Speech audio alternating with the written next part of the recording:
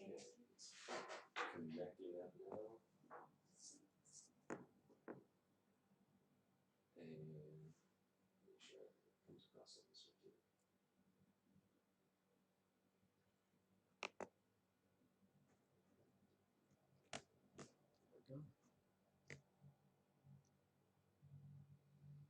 Okay, looks like we're live. Okay, good evening. Hi, welcome everybody. We're glad to have you back. We're here for the first time if you're joining us for the first time this summer.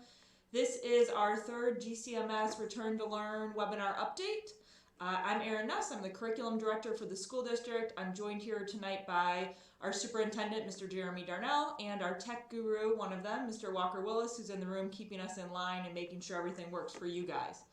The way this is going to roll tonight is that we're going to share what we know, share some information with you, and we're going to go over our plan, which we have now and is in draft version, but we're feeling good about and we're ready to share. So Mr. Darnell is going to talk through most of that here in a little bit. We'll start off, I'm going to answer some of the common questions we've gotten in the last couple of days since the last time we saw you guys, last time we met, just so you have that information, and then if it comes up again, we'll answer those as we go. So if you do have questions that are evolving, or you think that we didn't answer something about getting back to school, or you have specific questions about the plan, you are welcome to ask those.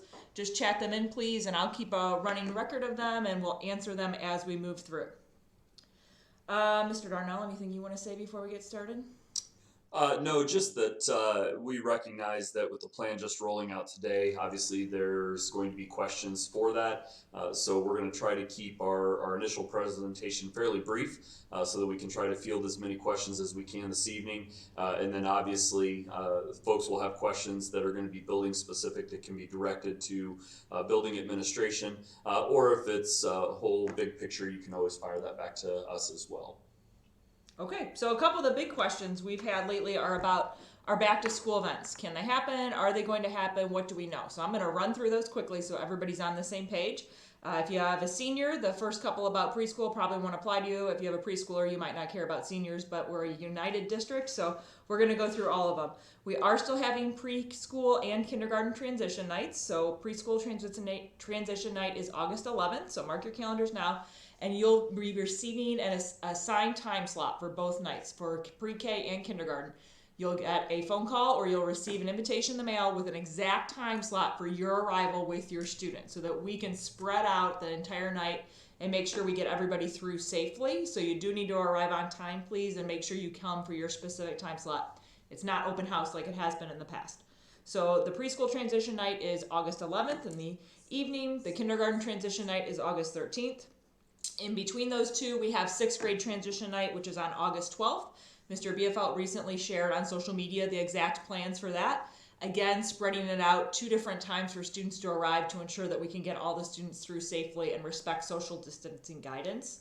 We also have freshman first day, and that is still happening. That will be on August 13th.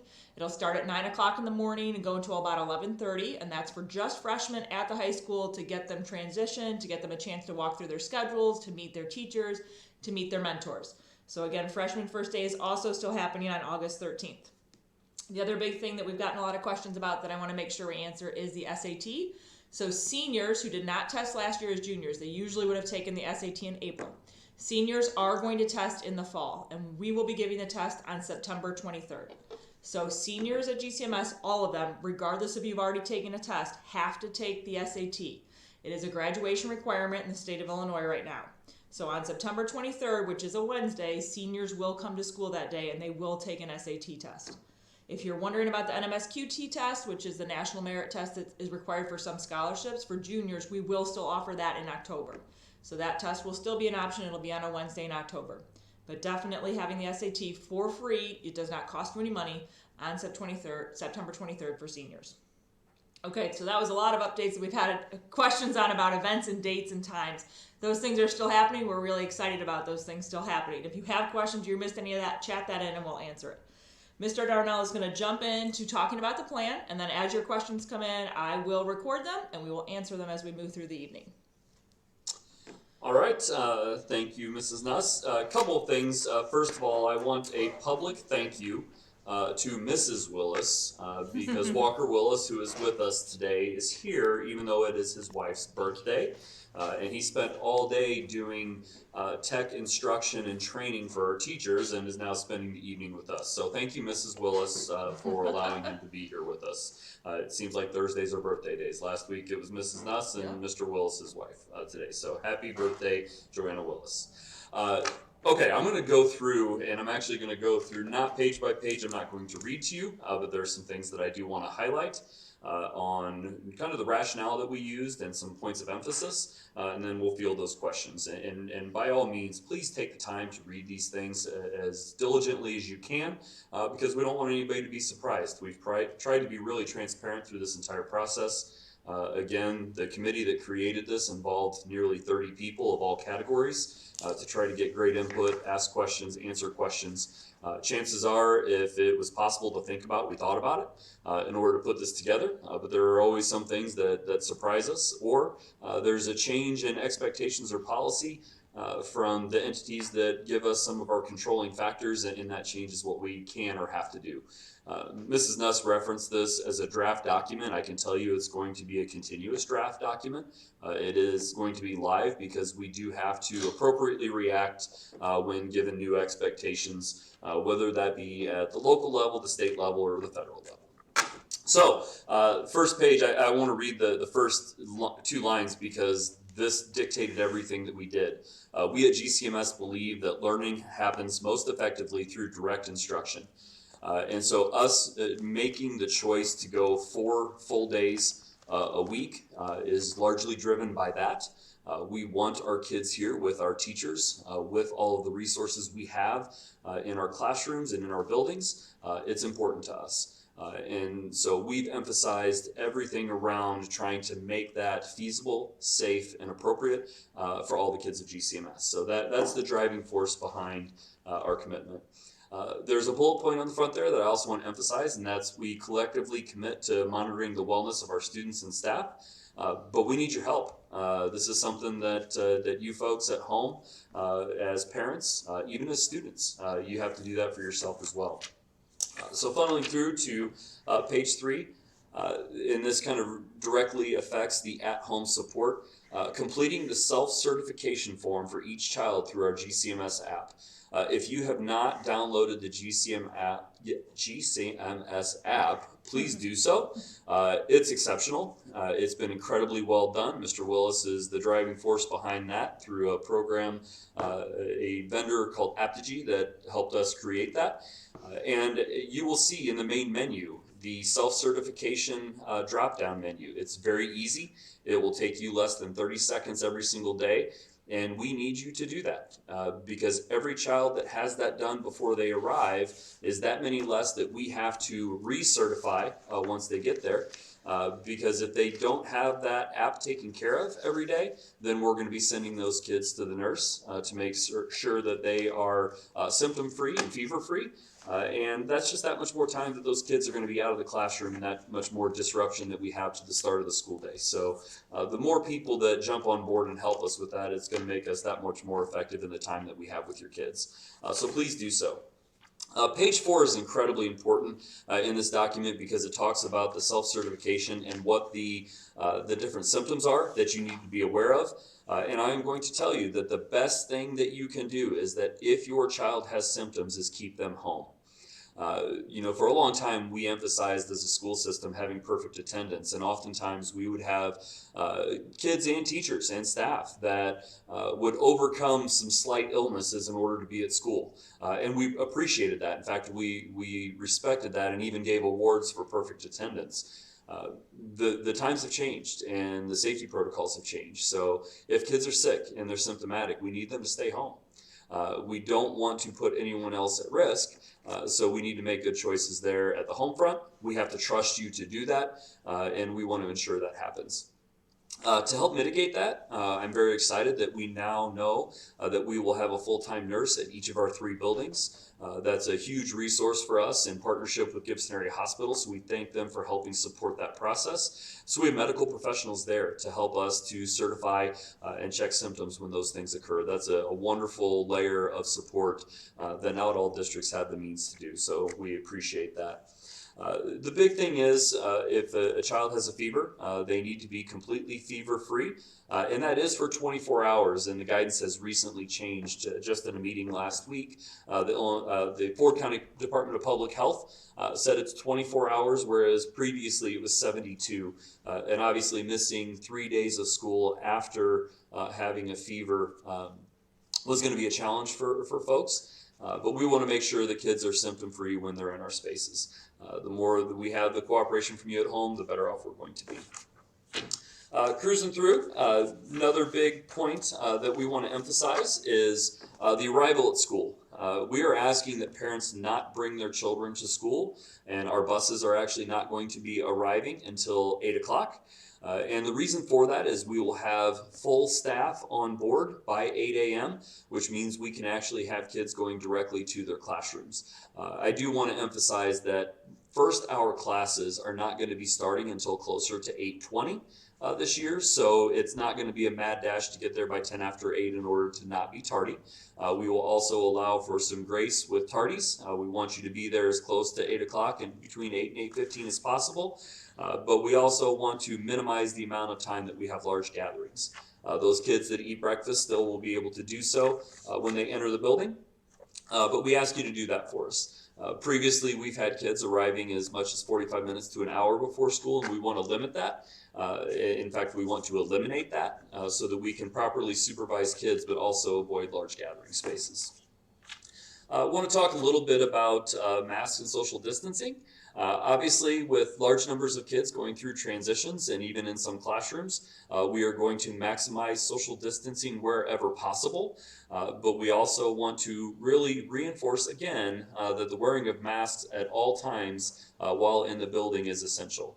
If you can send your children with 3 to 5 clean masks every single day, that will ensure they always have those readily available. I had a great question today from some of our transportation folks is if they find a mask on the bus, what should they do? The answer to that is it's going to be thrown away. We're not going to have a lost and found for masks. We understand that kids are going to lose them. We understand there's some expense there, but that's part of the reason why we have 30,000 medical approved masks on hand so that those kids that have any difficulty can have those. The other big part of our mitigating measures is going to be simple hygiene. Number 1, washing hands, and number 2, using hand sanitizer. Those things are going to be readily available. We just acquired 1,000 16-ounce bottles of hand sanitizer, so every single classroom is going to have a supply. We also encourage kids to bring their own if they have a certain kind that they prefer or is better for their skin or that they like the smell of better because they have some sensory issues with that. We encourage that. In fact, if you have it on hand, then anytime you're in the hallways, if you're walking through and you happen to sneeze, you have that accessibility right there for you. We do have 60 additional wall mount sanitizing dispensers on order. We have the supplies for the refills of the sanitizer. The dispensers are on back order, so we're going to get those as soon as possible. But rest assured, we have ample supply throughout the buildings and in the classrooms. Our cleaning protocols obviously are increasing. We have disinfectants that we're going to be using that are very quick dry and very user-friendly and child-safe. So they are approved for specifically disinfecting and killing COVID-19. They actually say on the label, and they're CDC approved. So those are safe things that we're going to be able to use out of spray bottles so that we can disinfect in between uses of desks, materials, and resources. So we're excited about that. I'm not going to go through the remote Wednesdays again. We've talked about those at length. I do want to reference today, now that we have some determinations with our extracurricular activities. I'm very proud of the fact that we had a plan in place already with our coaches and our sponsors, that we had a 3-tiered system that we were going to ensure that those opportunities could still exist for our kids. And that was tier 1 was everything's a go. We have contests, we have competitions, we have games. and we have full go practices. Obviously, that was withdrawn for a vast majority of our activities. But we also have Tier 2, which is an opportunity for all of those things to still occur with practices or engagements or enrichments or skill building. So we're going to continue to do those things. Obviously, with the delay in starts for some things, it's going to compact some things later in the year, and we'll address those things as they get closer. But please know that we have plans in place, and we're going to make sure that kids get the opportunity to practice, to build, to grow, and to engage in the things that they truly enjoy. So we have a good plan in place to hopefully make those things happen as regularly as we can. One of the big things with our remote learning, should we go remote learning and even on our Wednesdays, is that everything is expected to be completed. We will be grading.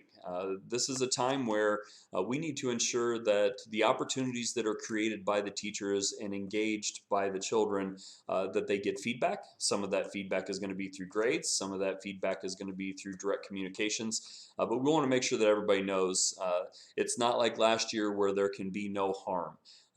We want to make sure that when we give the kids opportunities to learn, that they take advantage of those opportunities and get the feedback that they deserve through our grading practices and through formative judgments through the staff. Guest policy, one of the big things, and this will be the last thing that I really highlight. I'm not going to go into a lot of specifics for individual buildings because I know we'll get some questions on those. But I really want to reiterate that we are going to greatly limit guests in the building. We don't want to have to log jam our offices with people coming in and out. We want to minimize the exposures. So we're going to ask that you be very diligent about making sure that your kids, when they leave for the day, are coming with all the resources they need. That they bring their books, that they bring their Chromebooks, that they have their lunches with them. We won't be delivering McDonald's 3 days a week to our kids for lunch. Those types of things that we've always really enjoyed. In fact, we've encouraged you to do, to be there, have lunch with your kids, and engage with the school. We do have to limit that a little bit more this year. We spent a lot of time really trying to create an inviting environment for families to be in our buildings. And for this year, we have to limit that. And that's hard for everybody. You want to be here. We want you to be here. But for this year, we have to dial that back some. So we'll appreciate you respecting that and trying to manage it as best as possible. We want our office folks and our nurses to really be focusing on addressing all the needs that are happening internally. So the more that you do in planning and preparation to make sure that your kids have everything that they need and that you're on the same page for pickups and drop-offs, that's going to help us to be able to do that. So that's really all I have today. I am not going to go through the building specific plans because I know those you can take some time and read through those for how they affect your children, and certainly direct any questions, concerns you have if it's holistic to Aaron or I. And of course to the building level leaders if that would be more appropriate. So I'm going to throw it back over to Mrs. Nuss and we'll field any questions that you have. Appreciate everybody being here and want to be as respectful of your time as possible. Okay, so several of the good questions that have come in are about mornings, breakfast, drop-off. Walk us through the routines if you can, please. The big questions are, what's going to happen with students who usually eat breakfast at school, and what's the best time for children to get to school if they need to eat breakfast and they don't ride the bus? Sure. Yeah, those are great questions. So essentially the buildings are going to be opened up at 8 a.m. So that's the time that we will be letting the kids come in, and if they're going to eat breakfast, they'll report directly to the cafeteria. We have a really good idea because of past practice, the number of students that actually eat school breakfast, and all kids who eat school breakfast will be able to go into the cafeteria starting at 8 a.m.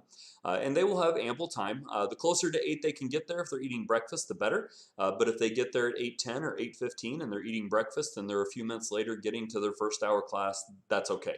That's that grace period that I was talking about earlier. So the earlier they can get there, closer to 8 o'clock, the better if they're eating breakfast, but that's not required. We will give them time to make sure that they get an opportunity to eat. Some of our buses will actually be dropping off closer to 8:10, 8:12. So those buses will get there. Some of those kids will need to eat breakfast, and we'll make sure that they have time to do so. One of the big concerns was traffic flow. Obviously, with dropping kids off, I want to reiterate that even last year, our bus times and our usual arrival times, a vast majority of students were arriving between 7:45 and 8:05. All we're doing is really shifting that same 20-minute block up to 8 to 8:20.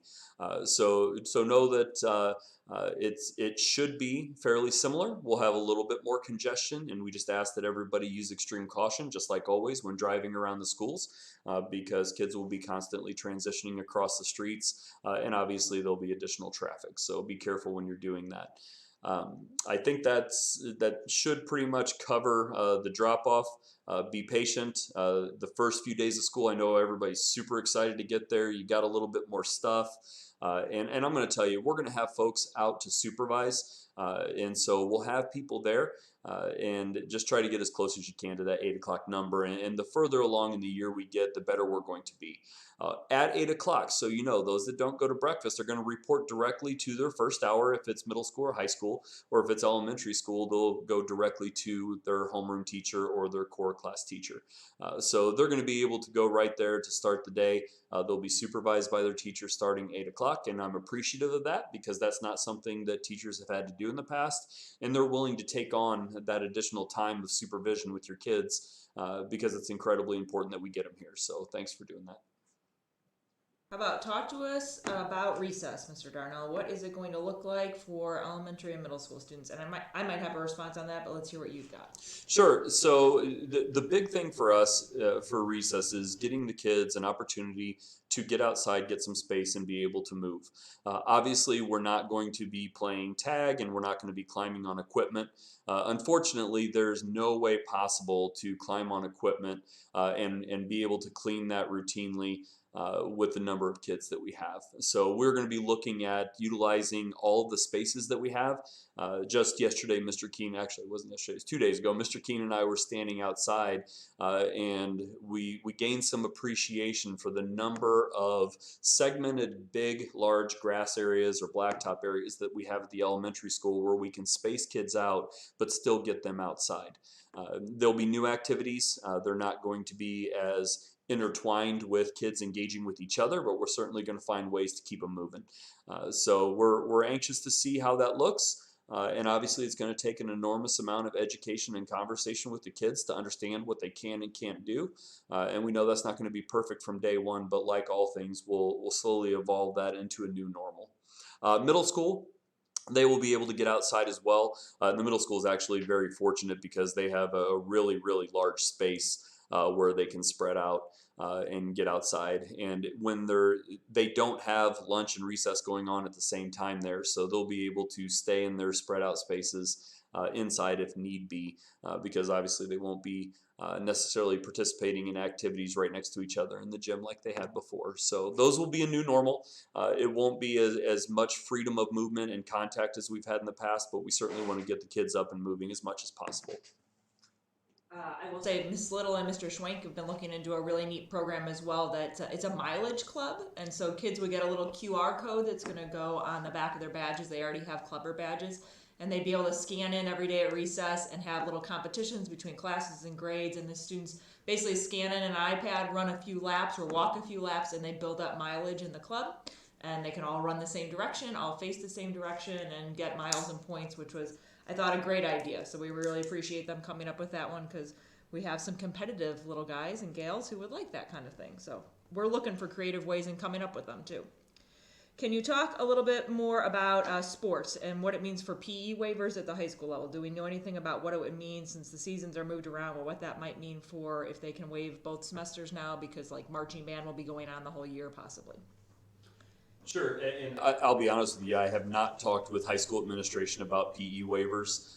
That's a conversation. I appreciate that question because that's not something we've discussed up to this point. I would anticipate that we will utilize the same benefits for kids that are involved because, like I said, in our Tier 2 plans, we intend to have practices. We intend to provide opportunities for kids to engage with the activities that they plan to be in. So I would anticipate we'll be using some similar forms to past, but I will default to that a little bit to make sure that Mr. Gerard, Mr. Allen, and the high school administration have an opportunity to address that, along with Mr. Carter, who does the scheduling. So good question. We'll check and see what that looks like.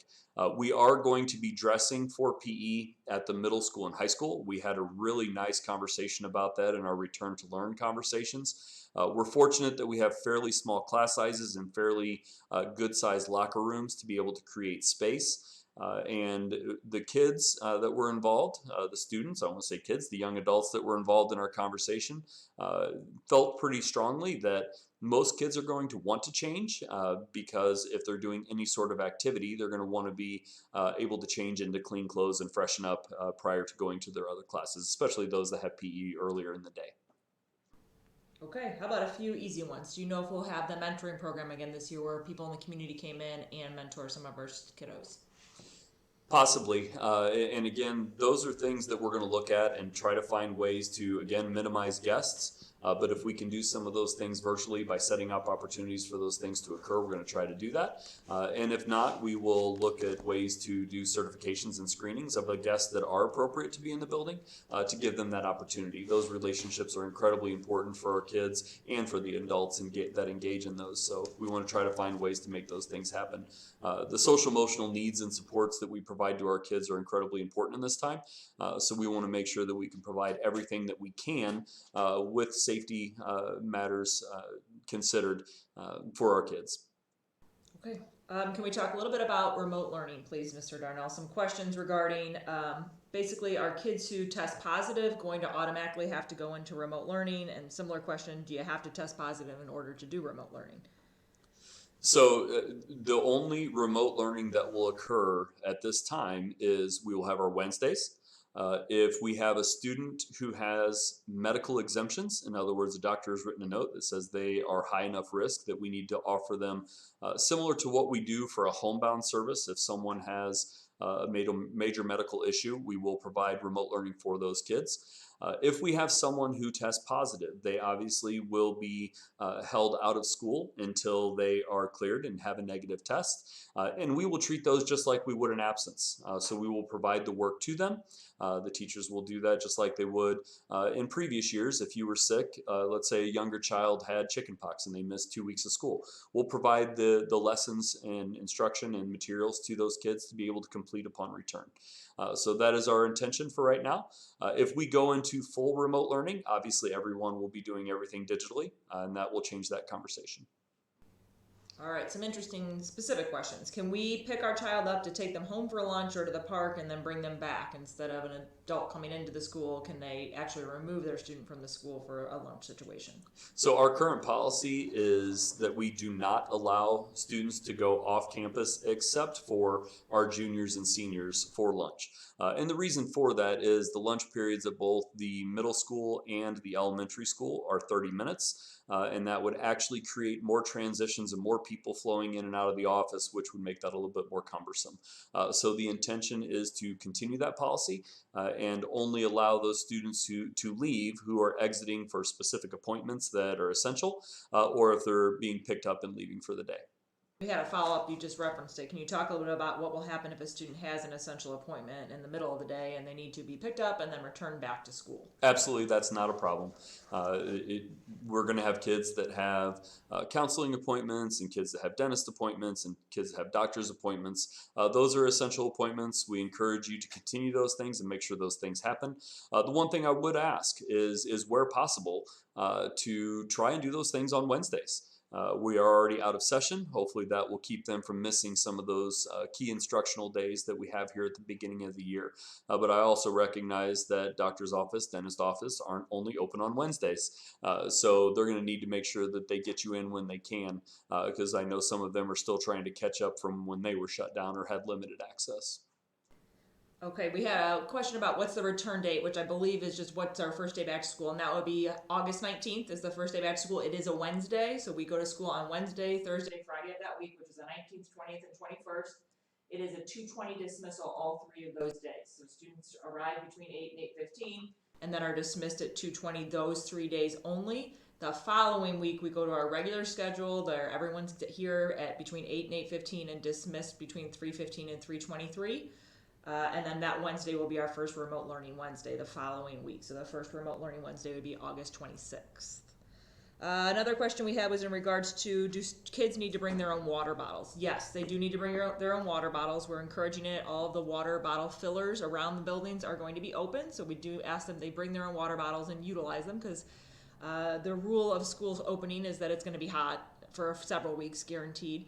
At the high school, those bottles do need to be clear. That is an expectation at the high school level. At the middle school, they're actually going to be providing, they found some funding, are providing bottles for the kids, some personalized GCMS bottles.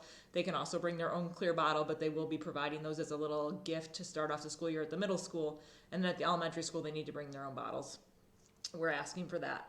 Another question was about tennis shoes. And can kids bring their own tennis shoes and like leave them by their desk, since some kids don't always wear tennis shoes? And there is a line in the plan, if you've gotten to it, where we've asked parents to consider sending their students in tennis shoes.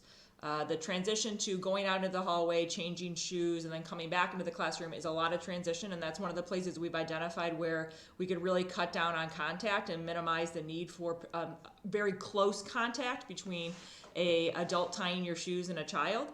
And even if the student can tie their own shoes, it takes some time and they're in the hallway. So we're asking at the elementary school level to send your student, when feasible and when possible, in their PE shoes and just have them wear them all day.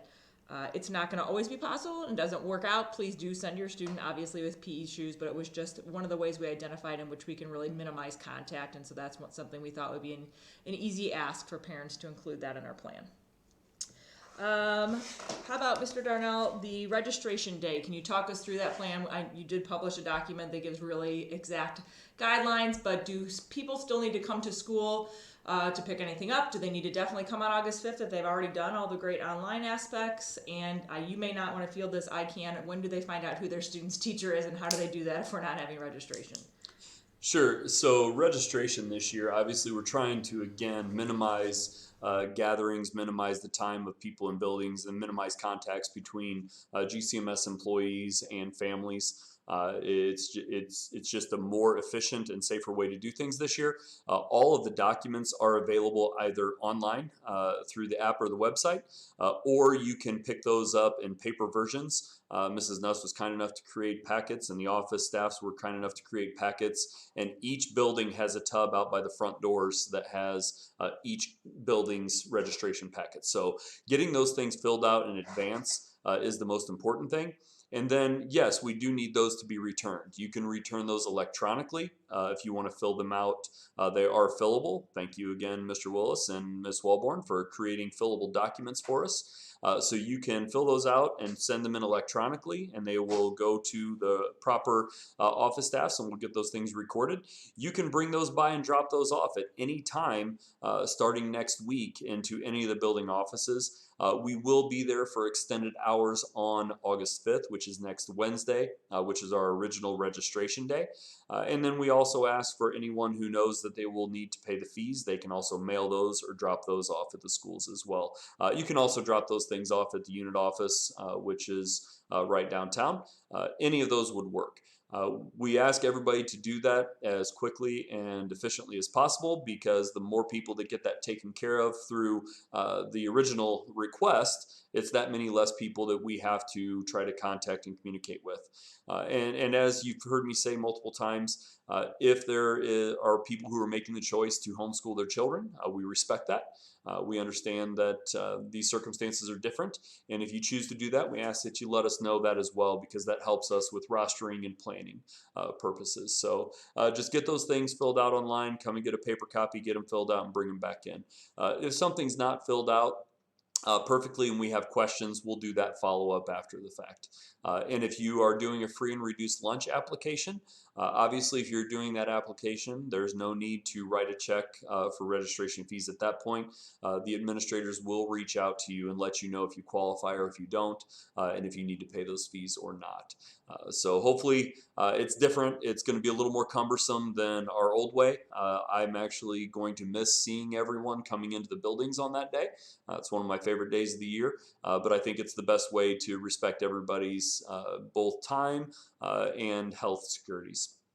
Can you review the hours of all those places in terms of when they're open for us, please? Sure. So the buildings will be available to you basically from 9 o'clock until 3 o'clock. Oftentimes we're there a little bit before and a little bit after, but we don't want you to come and not be able to see us. So hopefully that will allow you plenty of time during the day. On the 5th, we will be there from 8 to noon, and then again from 3 to 7. So that gets a little bit later in the evening. So those folks that want to bring them by, they can do it a little bit later in the evening after work if necessary. And those hours all start next week, not Correct. tomorrow. Correct. That's going to start next week. Fridays in the summer, actually up through July, we are shut down. We work longer days the first part of the week. So start that on Monday. It'll be August. Everybody will be back full swing in the offices, administrators, office staff, and we'll be really ramping up to get things going. Okay, in the interest of we're trying to be as transparent as possible with the community, I'm just going to read this one straight to you the way it was submitted to the Facebook page and let you go ahead and field your response. Okay. Says, it makes more sense to e-learn than to treat kids like prisoners. Your thoughts on that? You know, the hardest part about this entire process is there is not a way that's feasible to make sure that everybody has universal agreement. We recognize that, we know that. And it was 3 days of 7 hours of meetings with 30 people, with consultation with the Ford County Public Health Department, with consultation with Illinois State Board of Education, and we came up with a plan that we felt best suited the needs of our community. And if there are people that have that strong of feelings, then I respect that. You have the choice to choose to homeschool your children. We will, if necessary, go to full remote learning. But as I read in the very start of this, we believe very strongly at GCMS that in-person instruction is the best way to reach your kids. And we also feel very strongly that if we have to go to full remote learning, having a week, 2 weeks, 3 weeks, 2 months of direct face-to-face instruction and building relationships with kids so that they know who's on the other end of that Chromebook, that's important to us. And that's why we're investing enormous amounts of money and energy and personnel time to try to create the best mitigating measures we can for safety and security. But we're also going to do everything we can to create an exciting and fun environment for the kids. As I said earlier, Mr. Keenan and I stood outside and we're looking, in every tree that has shade underneath it is going to become an outdoor classroom. And that's going to be an opportunity for kids to sit outside and see their teacher's face and to take a deep breath and to enjoy being outside. So we are taking the attitude that we want to do everything we can to make this an educationally appropriate experience, but also a health appropriate experience to the best of our ability. And I'm going to tell you right now that not everybody's going to agree with that.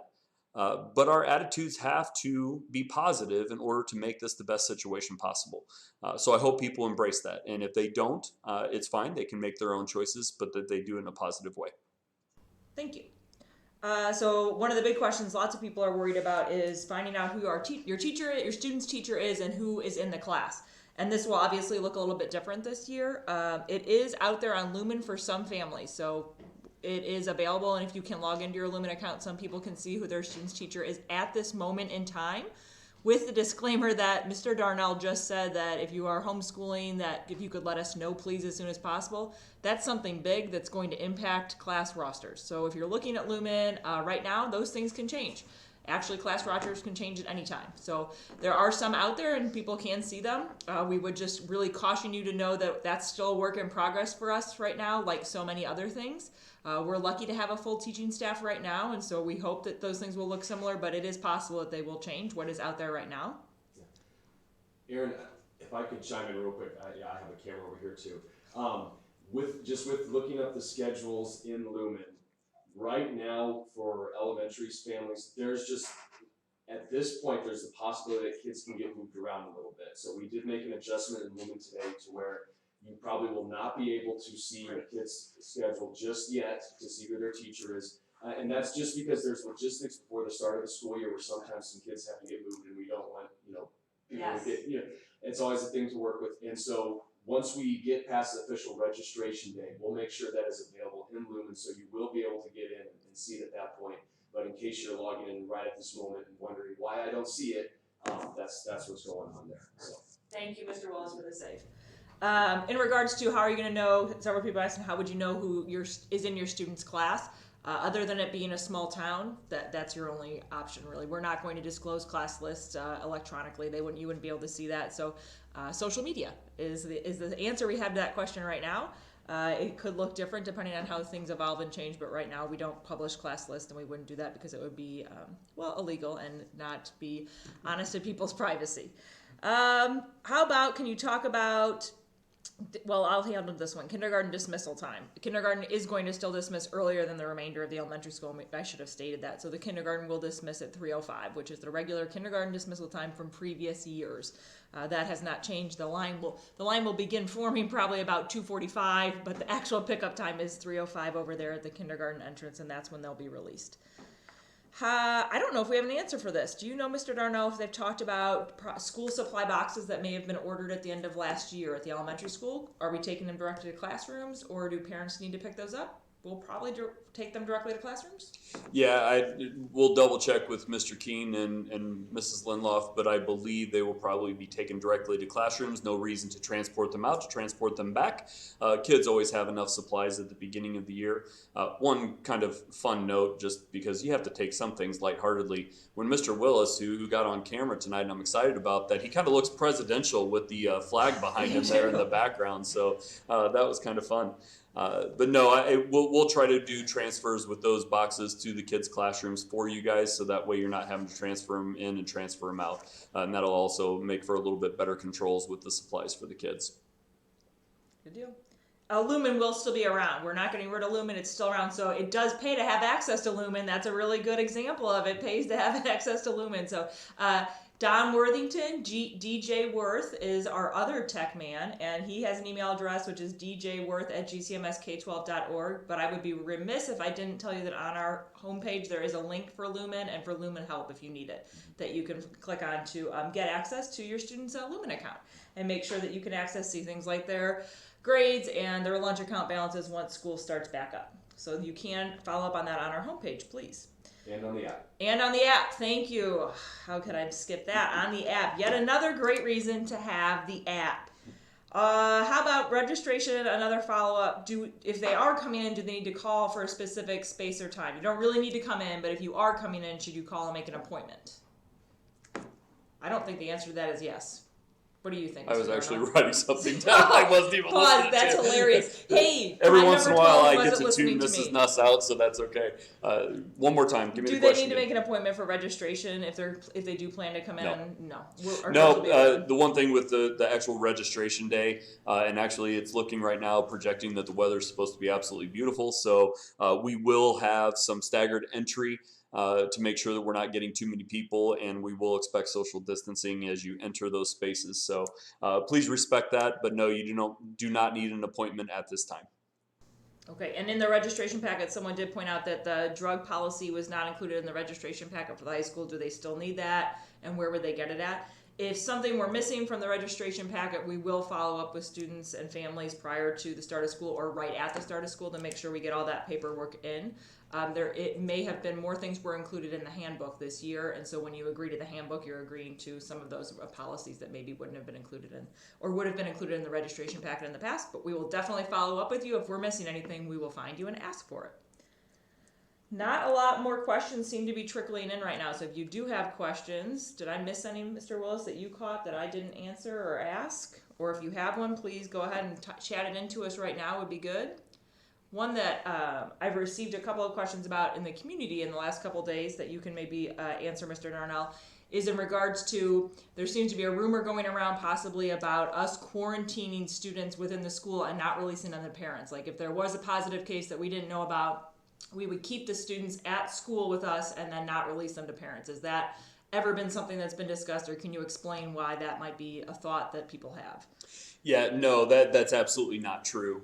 So I can tell you that if we get to the situation where we have confirmed cases of COVID-19 in the building, The appropriate people who were in direct contact with that student or staff member will be notified through Ford County Public Health.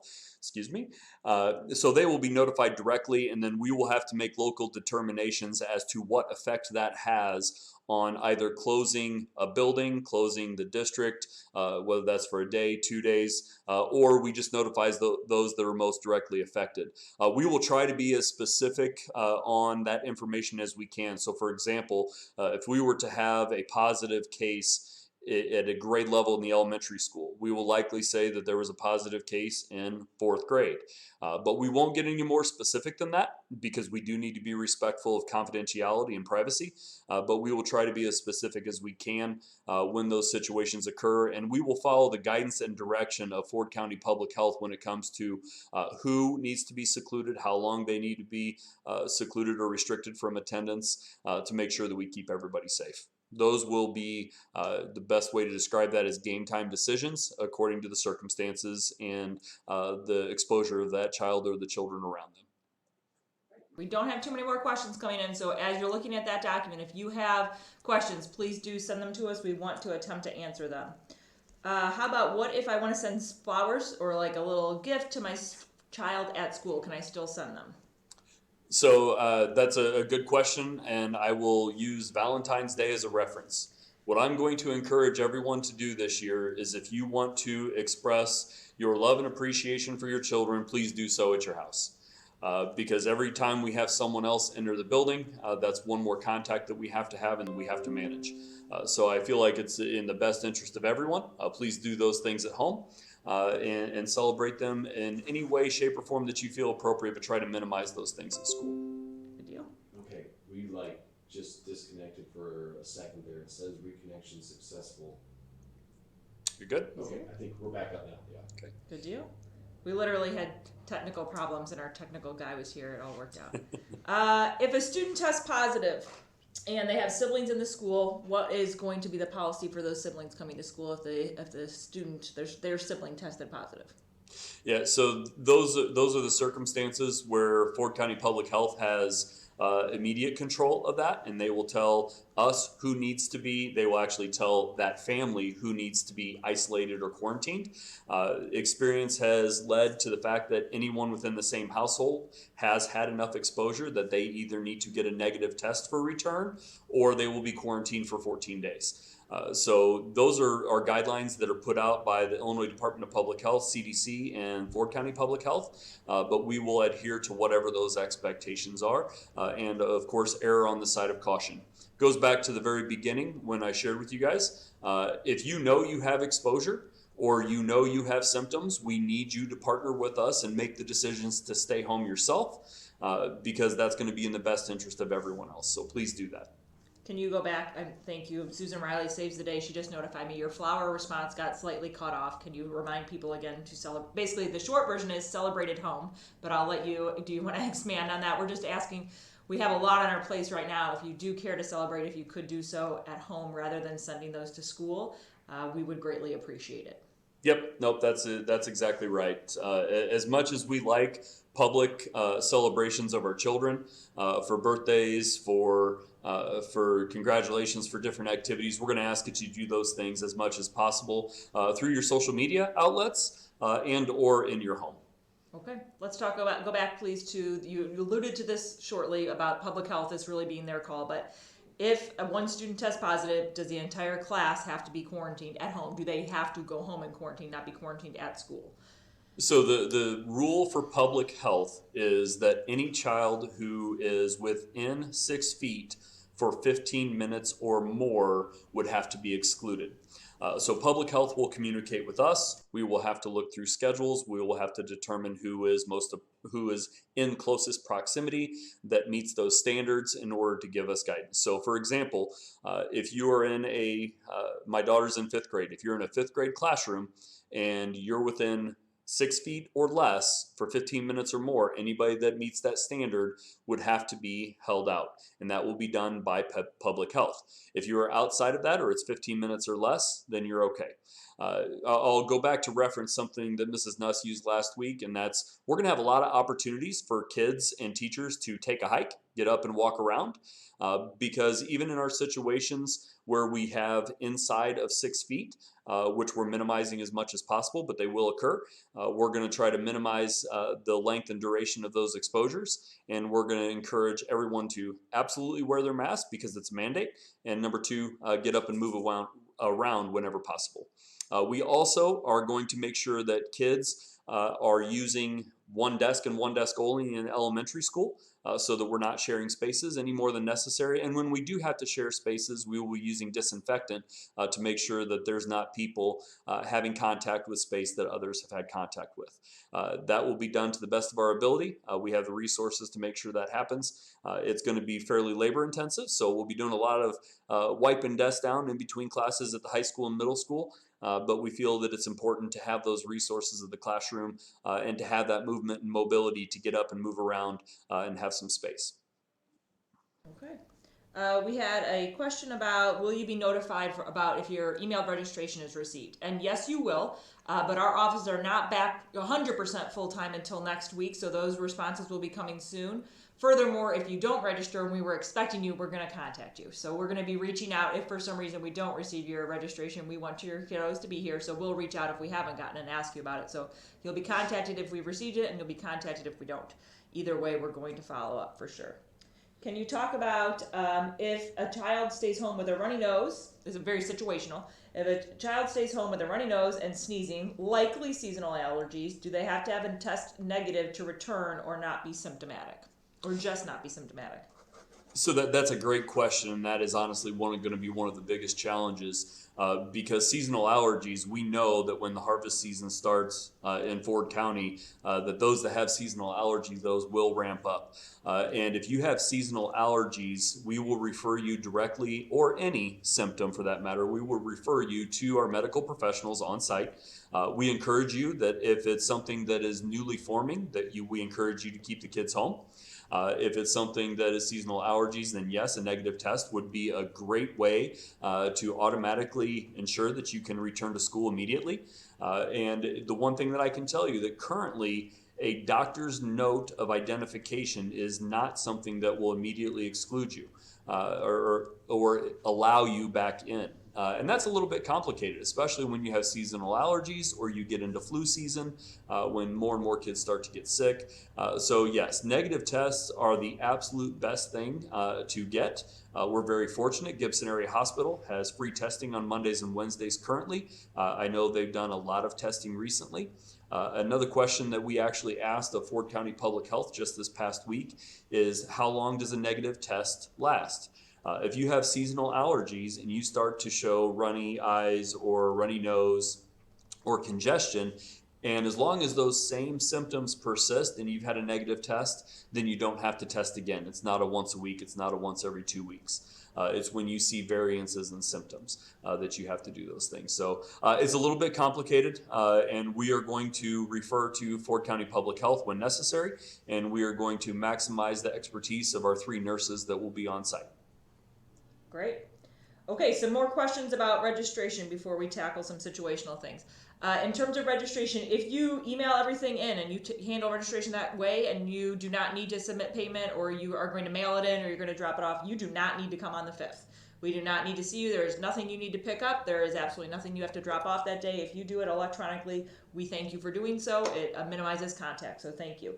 If you have a kindergartner to register, I recommend that you reach out to the elementary school, linloft.stacy@gcmsk12.org, because they are in the process for kindergarten registration right now of setting up that kindergarten transition night and talking about how those will go. So you should probably reach out to the elementary school if you have a kindergartner, please, and give them notice ahead of time. Can you talk a little bit about, and also just a quick troubleshoot, you do contact DJ Worth, WRTH, @gcmsk12.org. I hope I am not cursing myself to a lifetime of bad internet access by giving him away right now. He is our tech coordinator for grading and for our Lumen program. So if you contact DJ Worth, he will help you with your Lumen access to ensure you can see lunch accounts and grades when school starts.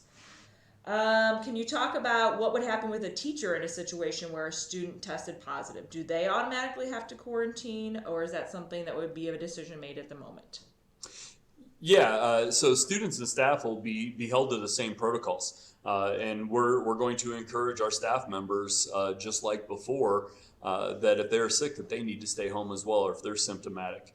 And obviously, that is a concern because we have a good bank of substitute teachers, but we also know that if things get a little tight, we want our teachers here, but we are going to expect them to follow the exact same protocols that students do. It's not a one size, it does fit all in this situation. Everybody's going to be held to the same standards. We have an enormously dedicated staff, and I can tell you that more often than not in the past, we had to tell people to stay home when they were sick because they wanted to be here for your kids. But just like with you and your kids in perfect attendance, we need for people when they're not feeling well to not be here. That's going to be the best way that we can ensure that we can stay in session with everyone here as long as possible. Everyone has to do their part, and I know that's going to create some inconveniences for families. Some kids could be symptomatic and miss a week of school. They can miss 2 weeks of school. Those things are going to happen, and that's out of our control. I can personally remember when my daughter had hand, foot, and mouth disease, and my wife and I had to alternate days and miss 10 days of work. That's challenging for people, and we understand that. In this circumstance, that's going to be more often than we would like for kids and families. But we have to proceed with caution because having 1,000 kids return to school with our teachers and our staff for as long as possible is incredibly important to us. Okay, so this one's probably outside of our control, but something that maybe you could share your opinion on and sort of let the community know where you're at on it. Do you see in the future someday a mandate for testing for children coming? Probably a mandate would come from maybe the state or the federal level. And also, if they do come out with a vaccine, what are your thoughts on will kids be mandated to have the vaccine to come to school someday in the future? Yeah, and one of my favorite terms is stay in your lane. And I am not privy to any medical things that are going to be understood or known that we're going to be mandated to do. I am not privy to any legislation that's coming that's going to dictate or mandate what we have to do as a school system for attendance. So I don't even want to speculate on that. It is outside of my lane. There is no clarity on that. And those are things that are incredibly controversial before this happened, and they're certainly going to be controversial after. So I think it's in everybody's best interest if we just make our own decisions for what we feel are best. That's what we're doing as GCMS. That's what I can tell you Jeremy Darnell and his family are doing. And so I would encourage you to do the same at this point. Good deal. Okay, talk to us again about allergies, and you did answer some of these already, but some people are popping on for the first time and joining us. Allergies, not just seasonal, constant sniffy nose potentially might be a situation like that. Do you have to have a negative test every time the sniffy nose comes back? So we will refer that to Ford County Public Health, and we will also have you communicate with your doctors on those things so that we have some historical reference on that. And that's where our nurses are really going to play a key role. If we have reoccurring circumstances, we are going to do everything we can to not burden families with reoccurring doctor's visits or reoccurring tests for COVID-19. But we also have to adhere to Illinois Department of Public Health regulations and Ford County Public Health's mandates and expectations of us. So those are really going to be individual day-by-day decisions, individual decisions that we're going to have to address. One thing that I will do, just out of respect for everyone's time, every morning after these I go on and I try to address in writing all of the questions that are on the feed. So if there's some situational things, I'll try to hit those up in the morning because in all honesty, we could sit here for 3 hours and do what ifs, and we're not going to be able to address everything that each individual has. So I respect all the questions. Please don't think that we're making light of any of your questions or concerns because they're valid. They're valid for you, so they're important to us. But I do want to be respectful of everyone's time. I think these are hopefully pretty quick reviews. If a classmate tests positive, will the parents of other students be notified? And again, I tell me when I go wrong, Mr. Darnell, but the public health department is going to handle that. That will be their, again, in their lane and not in our lane.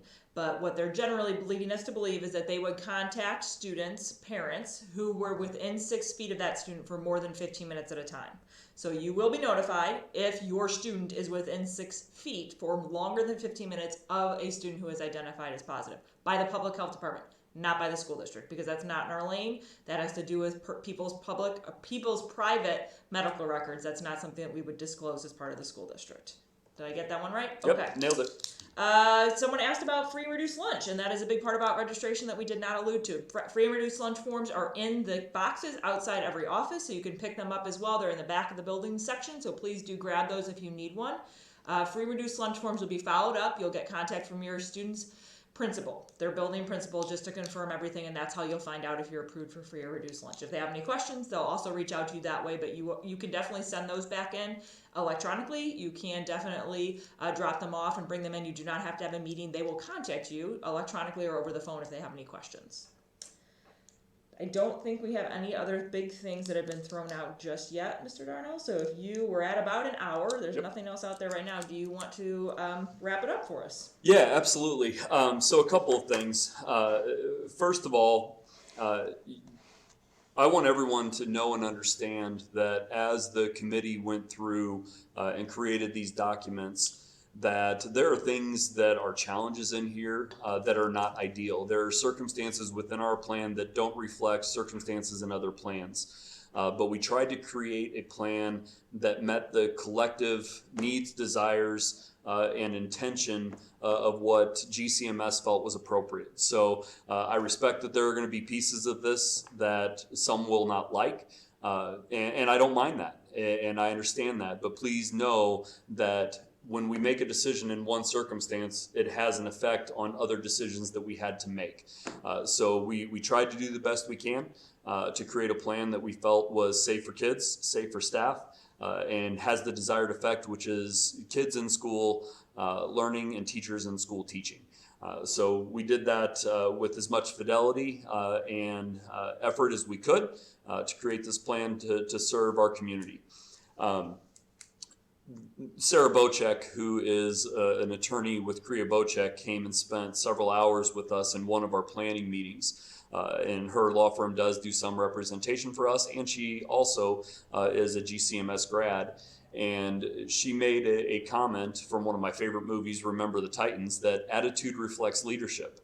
And it's one of the reasons why I want to be incredibly encouraging that we can do this. That we're going to do it to the best of our ability, and that we are going to do everything we can to keep kids and staff safe. But in order for us to be able to do that, we need everybody's attitude to have that same reflection, that you're excited about coming back to school, that you're encouraging your kids to take on all these new challenges and embrace it for what it is in order to maximize the educational opportunities and the relationship building that are so incredibly important at the start of a school year. Because if your children are hearing negative messages and things that are derogatory towards the processes that we have to follow, it is not going to make it easy for us to be able to do what's most important, which is teaching and learning and supporting the social emotional needs of your kids. It absolutely melted my heart to be able to walk into the elementary school and see our preschool screening happening when 3, 4, and 5-year-olds were scooting across the hallway, just happy and giggling and just excited to be there. And that's how a lot of kids are going to feel when they walk through those doors. And I can tell you, there will be many tears shed from teachers when they see those kiddos walk in the door. We want this to happen. We know it's important that it happens, and we're going to do everything we can to do it to the best of our ability. Lastly, I encourage you to start conditioning your kids for the start of school. That means we need to break from the 5 months of staying up way too late and getting up way too late, eating way too much junk, staring at social media for extended amounts of time, and I'm saying that for your children and for my own. Love you, Adley. I'm sure you're probably watching this with your mom right now. But even conditioning the kids and getting them comfortable about wearing masks. Having them practice that and doing that in different settings, I certainly encourage it in public, but even durations of time while they're sitting and watching TV, so you start to build that endurance. I can tell you, Mr. Willis shared today, he did a lot of presentation today, and he made the comment that I don't have my full voice back yet because we're not conditioned for it. So I encourage you to start doing that with your kids. The more conditioned they are with sleep patterns, with eating patterns, with being excited about coming back to school again, it's gonna make it that much better for all of us to be able to do what we need to do to get started and have a successful 2020-2021 school year. That's all we got, Mr. Darnell. Are we going to come back and do this again next week? I'll ask you while we're live because I don't know the answer. That's a great question, and actually I was thinking about that myself. I think for right now, we will not plan another Facebook Live for next week because next week's going to be very busy for everybody with registration, focusing on getting everybody back and getting ready to go for the next school year. We still have quite a bit of work to do. The buildings are looking great.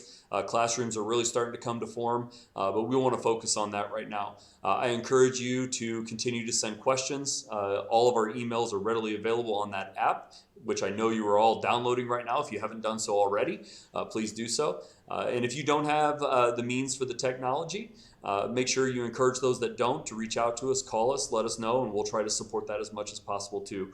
I'm incredibly proud to not only be a leader for GCMS, but to be a resident in GCMS school district and to have my daughter attend GCMS school system. She will be here on day one.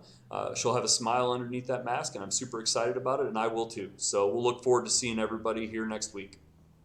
Bye. Thank you. Have a good evening.